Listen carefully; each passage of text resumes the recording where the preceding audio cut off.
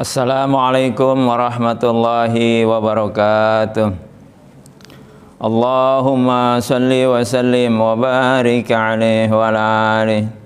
Ya Rabbi bil Mustafa balligh maqasidana waghfir lana ma madha ya wasi'al karami. Ya Rabbi bil Mustafa balligh maqasidana waghfir lana ma madha ya wasi'al karami.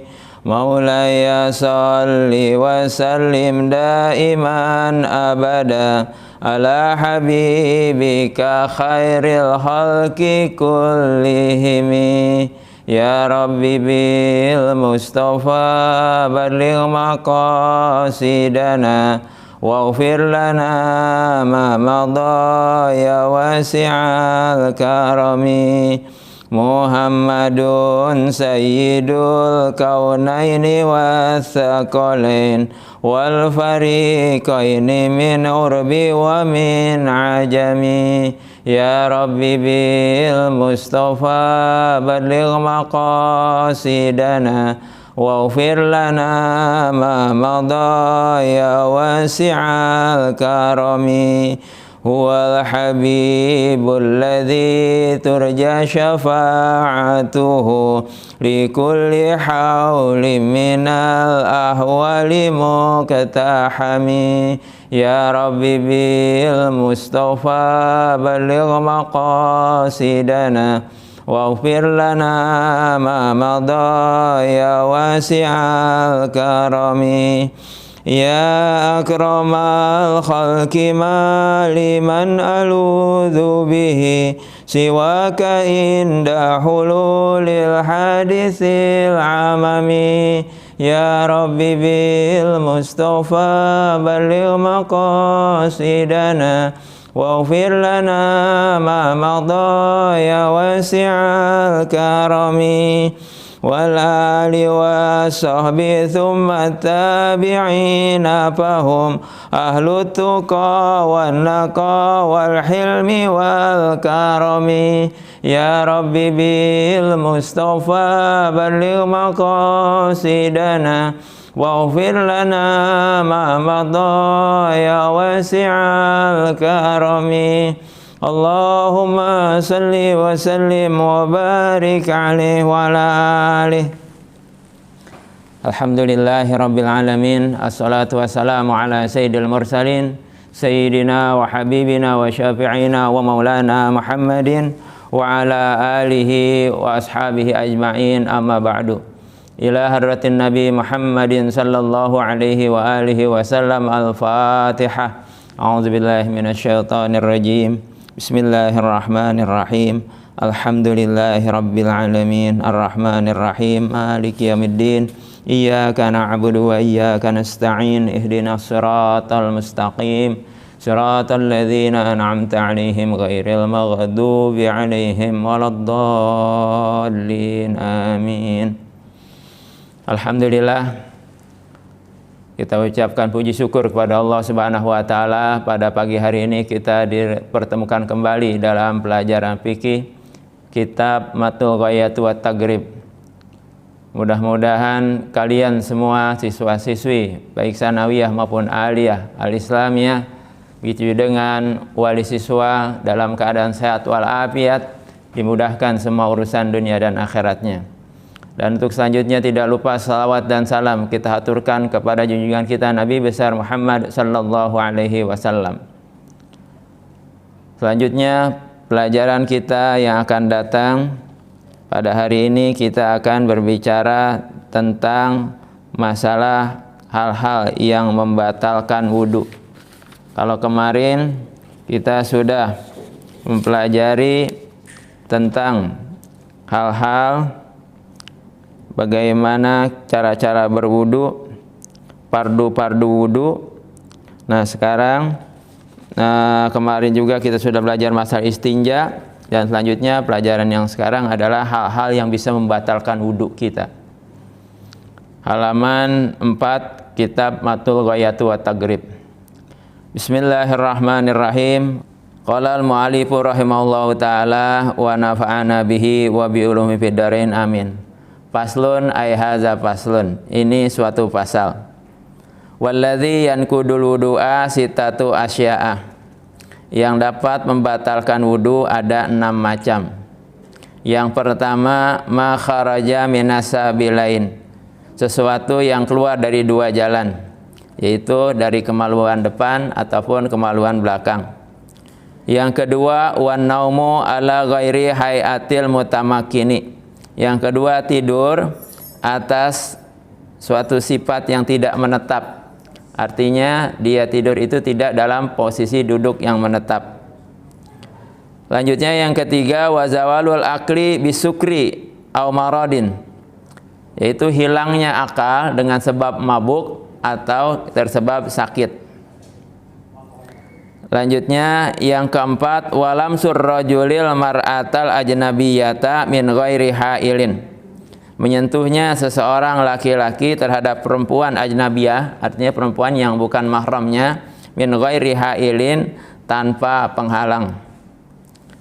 Yang kelima, wa masu parjil adami bibatinil kafi. Menyentuh kemaluan manusia dengan telapak tangan. Selanjutnya yang terakhir yang keenam, wa masu khalqati duburihi alal jadidi. Menyentuh lingkaran dubur manusia atas kaul yang jadid. Jadi itulah 6 hal yang bisa membatalkan wudu. Baik, kita akan bicarakan satu persatu. Yang pertama tadi dikatakan ma kharaja minas sabilain. Sesuatu yang keluar dari 2 jalan. 2 jalan dimaksud ini adalah kemaluan depan ataupun kemaluan belakang.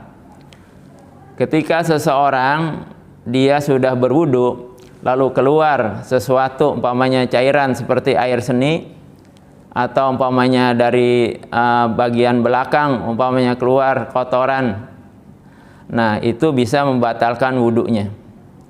Atau keluar sesuatu yang lain seperti kerikil, ya, dan lain sebagainya, keluarnya dari depan maupun dari belakang, itu juga membatalkan daripada wudu.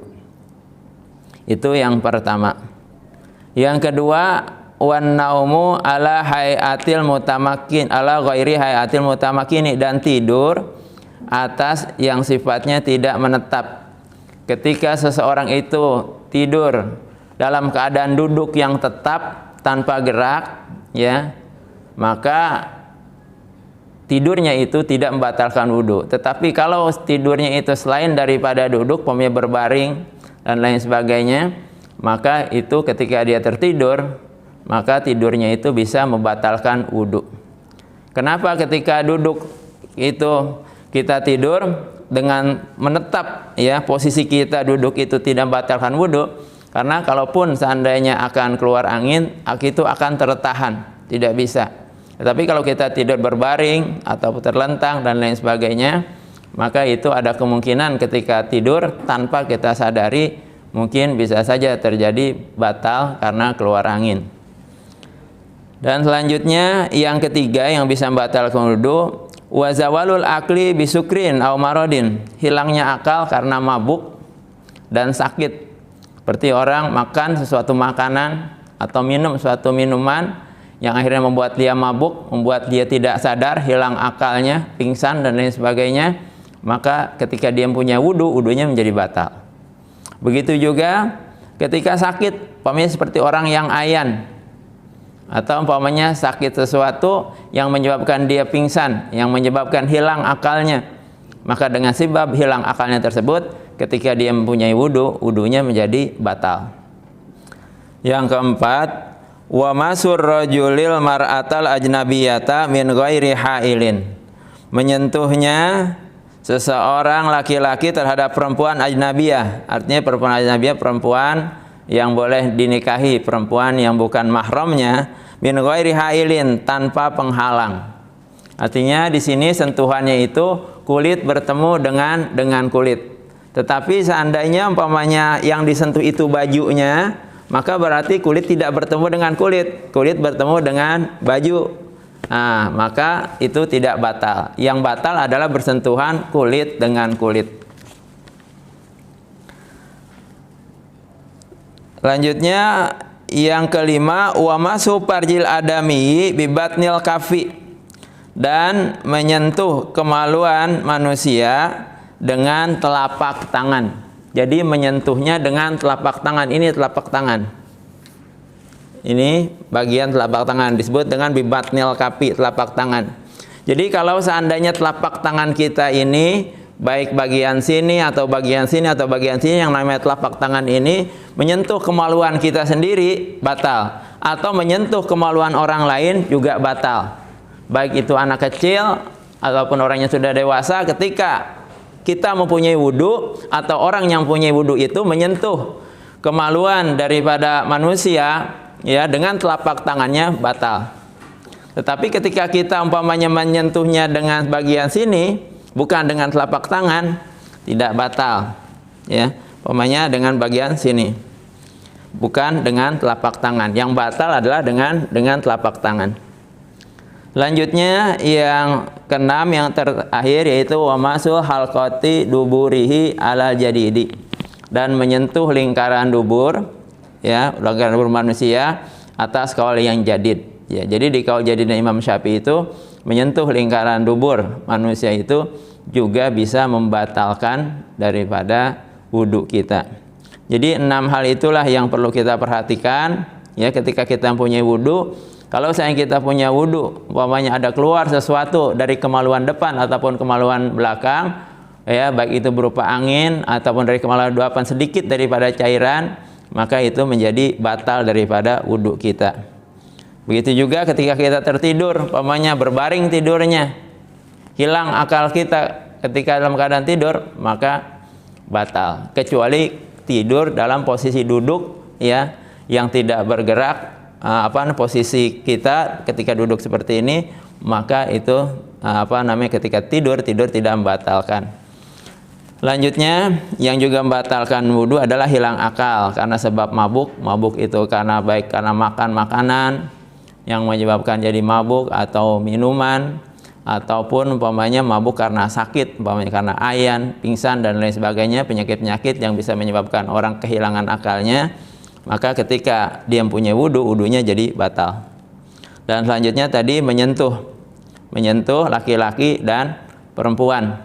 Umpamanya kita dengan sama teman kita punya wudhu. Ketika kita punya wudhu, kita bersalaman dengan teman kita yang perempuan, wudhu kita batal. Kalau seandainya teman kita yang perempuan punya wudhu juga, sama-sama punya wudhu, dua-duanya wudhunya batal.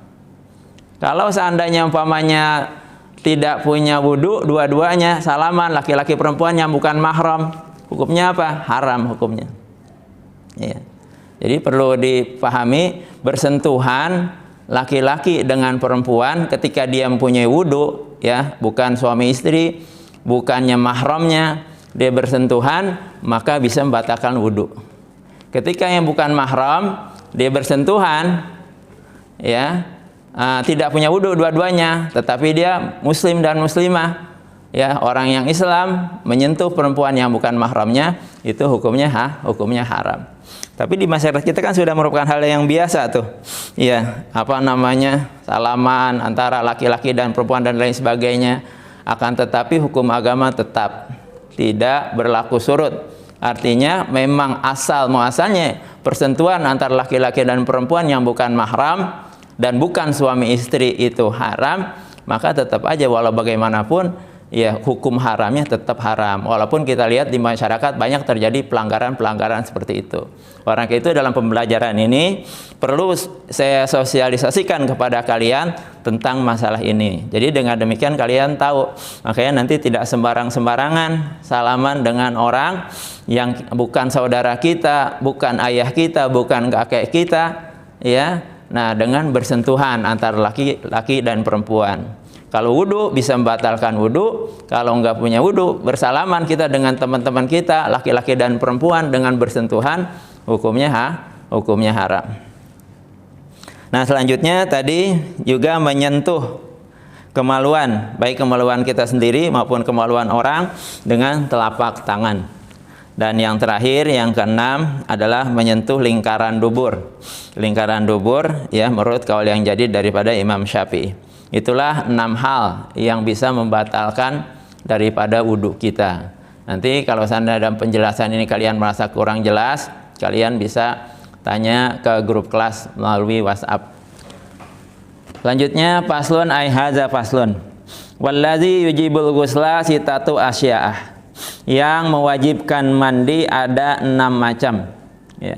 Kalau tadi yang menyebabkan batal wudhu, nah sekarang yang menyebabkan kita wajib mandi. Salah satu tashtariku fiha ar-rijalu wan nisa. 3 hal ya sama terjadinya baik pada laki-laki maupun perempuan. Artinya kalau hal ini terjadi pada laki-laki maupun pada perempuan, nah laki-laki itu wajib mandi dan perempuan itu wajib mandi.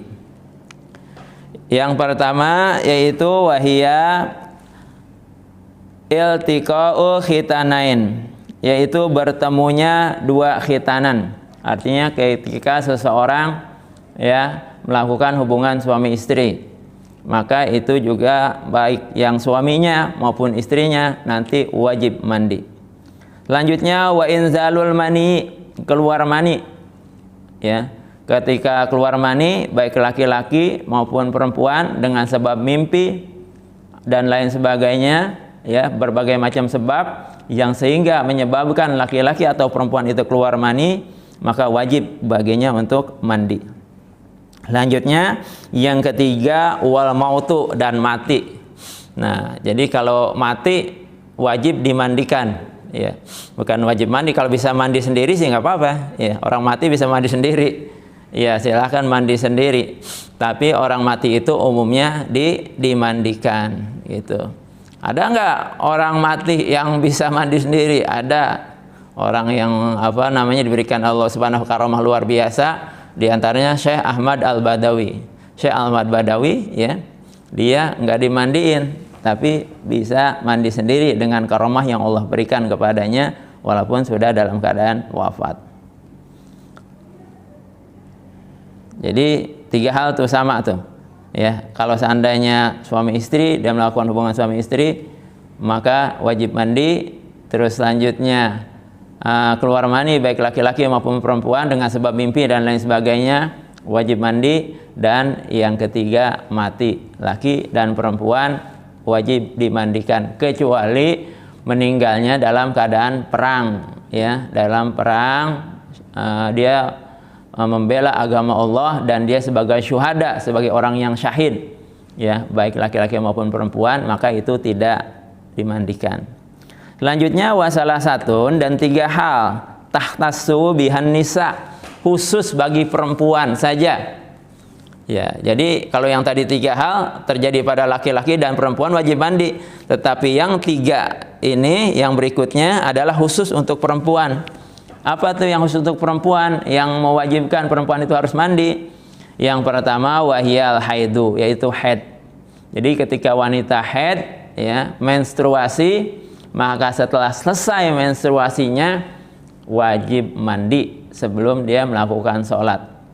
Kan ketika dia haid, ketika ada menstruasi, haram dia melaksanakan sholat. Juga tidak boleh berpuasa, tidak boleh menyentuh dan membaca Al-Quran karena dia dalam keadaan hadas besar. Maka setelah selesai haidnya, selesai menstruasinya, maka dia harus apa? Harus segera mandi. Harus segera mandi gitu.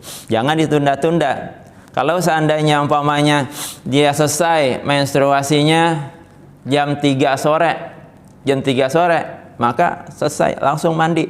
Jangan nunda-nunda yang akhirnya maghrib baru mandi. Maka ketika maghrib dia mandi, maka sholat yang tertinggalnya itu harus diqodho oleh dia.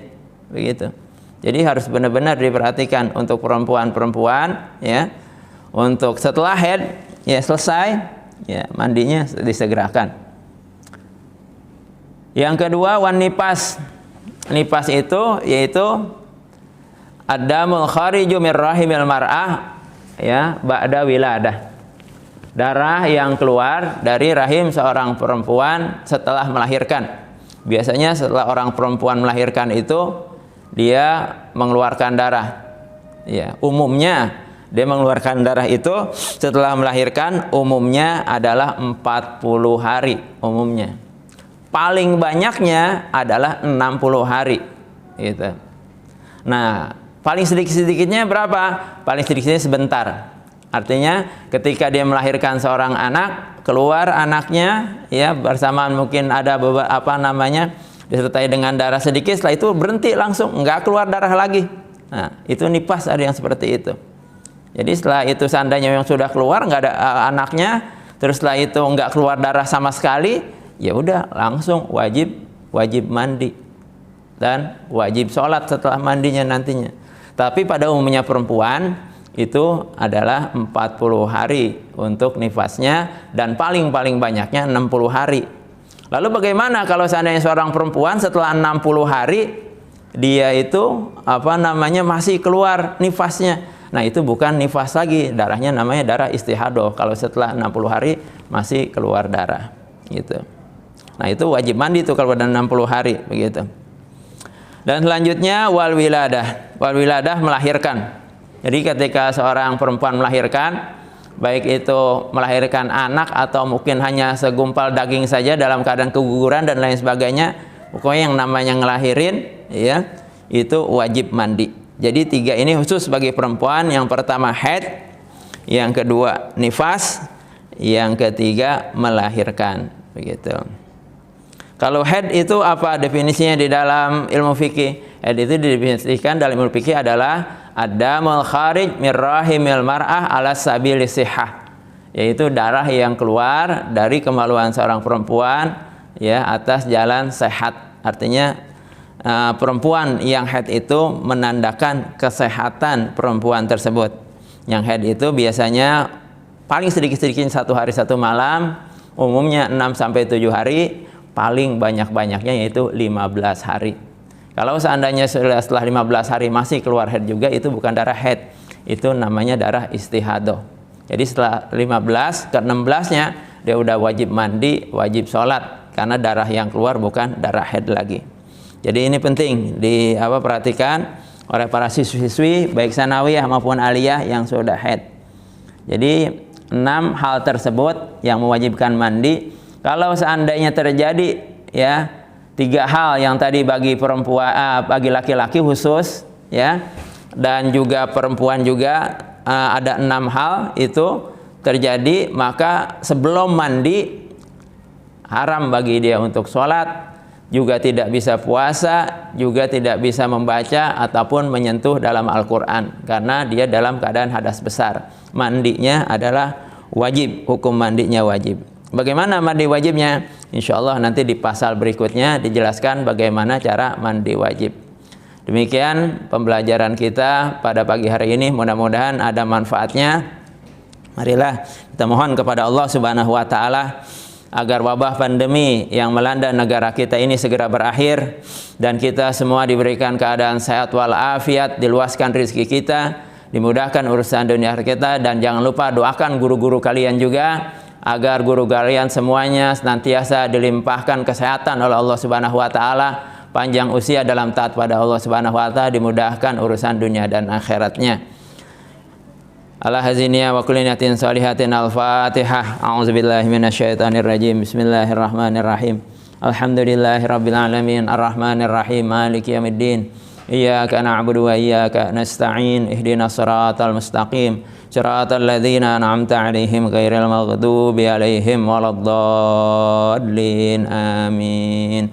Ya Rabbana atarafna bi annana aktarafna wa annana asyrafna wa ala ladha asyrafna fatub alaina tauba taghsilu kulla hauba wastur lana al-awrati wa aminir rawati waghfir li walidina rabbi wa mauludina wal ahli wal ikhwani wa sairil khillani wa kulli dhi mahabbah au jiratin au suhbah wal muslimina ajma' amina rabbi asma' Padlaw wajuda manna la biktisabi minna bil Mustafa rasulin ahza bi kulli suli. Sallallahu wa sallam rabbi alaihi addal habbi wa alihi wa sahbi idadatoshi suhbi walhamdulil ilahi fil bad'i wa tanahi. Sallallahu alaihi wasallam. Alhamdulillah, kurang lebih mohon maaf. Assalamualaikum warahmatullahi wabarakatuh.